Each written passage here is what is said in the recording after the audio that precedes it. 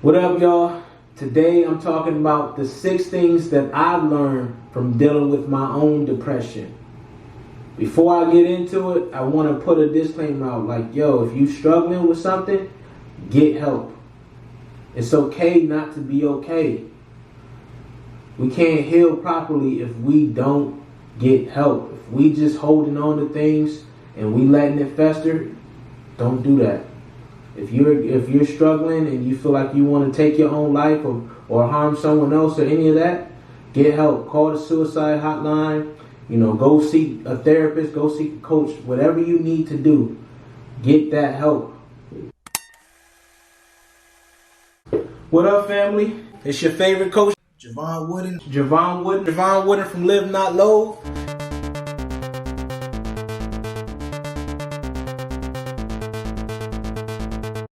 Don't forget, subscribe to the YouTube channel at Live Not Loathe.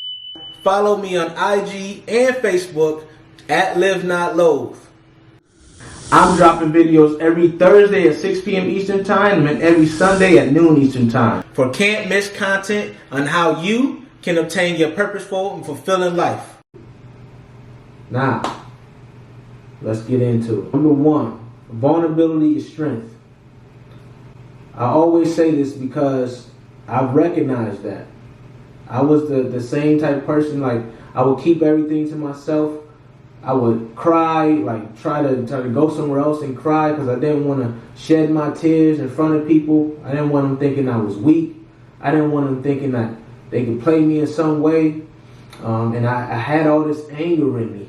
And I couldn't express it myself because I didn't really know what it stemmed from. Because I didn't get the help. But fast forward to today, when I started going through therapy and I started sharing my story and telling people like, yo, I'm not good. Started telling my friends and my family, I'm not good. Now I have a whole support system. Now I don't have to go through it alone. I could pick up the phone and be like, yo, something's up. I don't know what it is, but there's something that's not right now. I was just good a second ago. Something just hit me. The depression came. Or I had a flashback from a PTSD or whatever the case may be. Man, I had terrible dreams. I had the same terrible dream like after my last deployment to Afghanistan. I had this same terrible dream like every night until I went to a therapist, a good therapist, one that's another thing. You got to go to a therapist that aligns with you.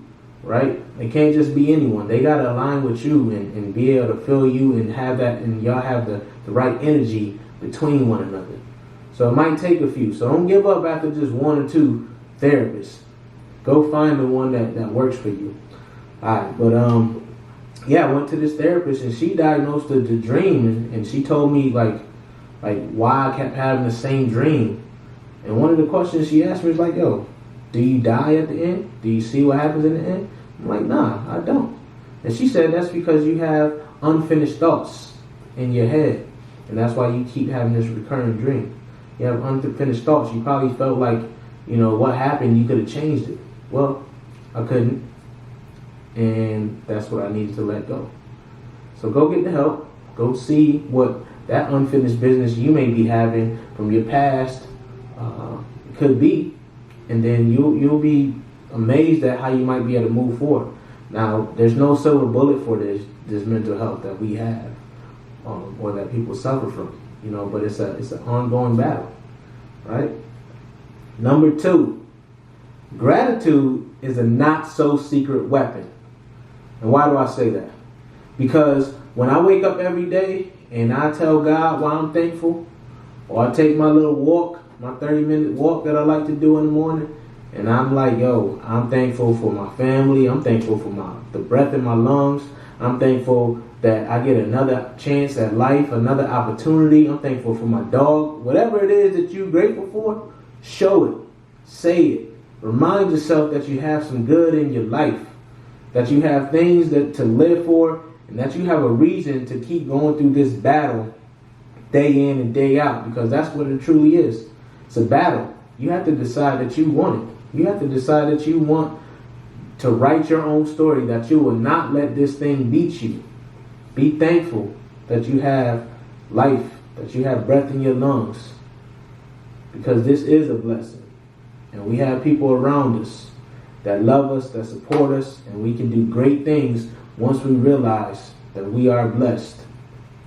Number 3, have a strong support system. It is important. You need people around you who are there for you, who want you to get better, who you can talk to about whatever's going on. Now, I'm not talking about people who, they just be like, yeah, it's going to be all right. No, you don't, that doesn't help, right? Because when you feel like it's not okay and you feel like things are going down and you feel like your world is crumbling around you, sometimes you just need people to listen. Now, it's okay. Maybe they want to provide some insight. That's fine. But let them know, like, how best can they support you? Let them know, and then that's how it's going to go. But don't just lean on them. Make sure you go in and get professional help as well, because all that is a system. It's a system. You got to have all these people around you. You're going to need it. You need the professional. You need the friend. You need the family. You need all of this so you can be successful at maintaining and managing your mental health, because you never know when it's going to strike and at a moment's notice. And you need to be able to lean on some people when needed. And one thing I want to say on this is don't get upset if they're not there. Don't put it on them. Don't put your trauma on them. Don't put the mental health issue on them. But let them be there, right, when they can. All right? Number 4, you can't succeed if you don't believe. If you think this thing is just going to run you, then it will.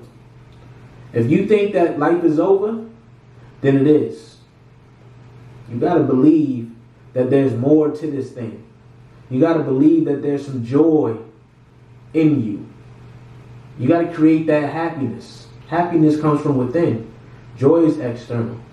But in order to create the joy, you got to live the life.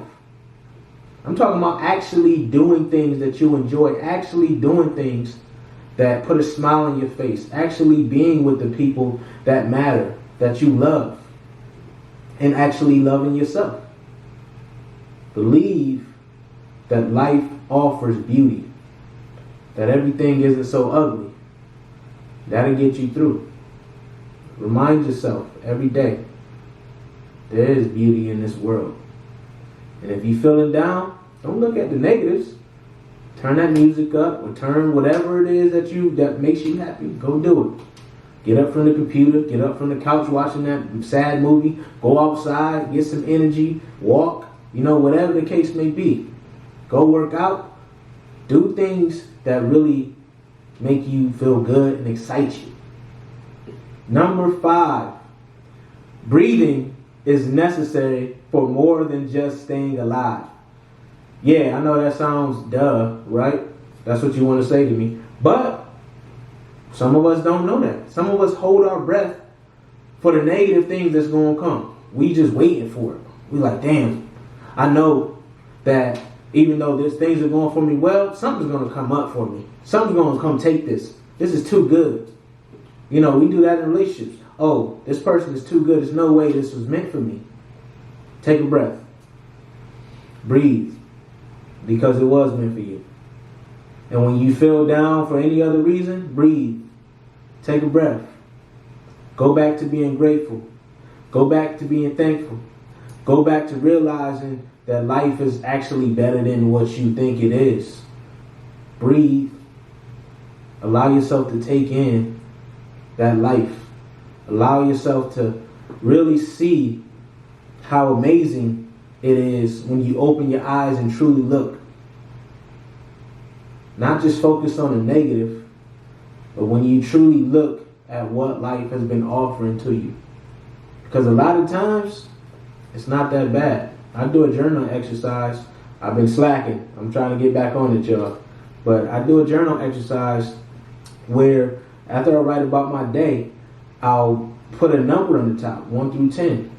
And that number represents how that day really went, how that day felt for me. And typically, it's really not that bad in the grand scheme of things. When I look, it's probably one thing that derailed me and made me think the whole day went bad. But don't focus on that one thing. Open your eyes, as I said, look, and you'll see your day was actually alright. Number 6, self-love should be a daily habit. Self-love is not a luxury. Self-love is a necessity.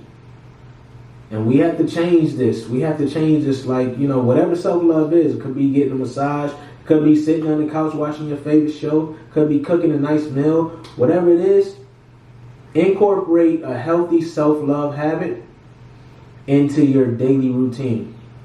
Every day. And also, just say you love yourself. That should be in your daily routine too. Wake up, look in that mirror. Tell yourself you love yourself. Tell yourself you're alright. Tell yourself you cool. That you dope as hell. Let yourself know that. Because sometimes we forget. We give that love to other people that we forget to look internally and say, you're awesome. So do it. Give yourself self-love. Find a routine that really helps you to feel that, to recharge, and to really appreciate yourself. That's probably should have been number 1. I want you all to know that through my journey, it has been a struggle. It has been a fight. But I'm about to kick depression's ass. I'm about to kick PTSD's ass.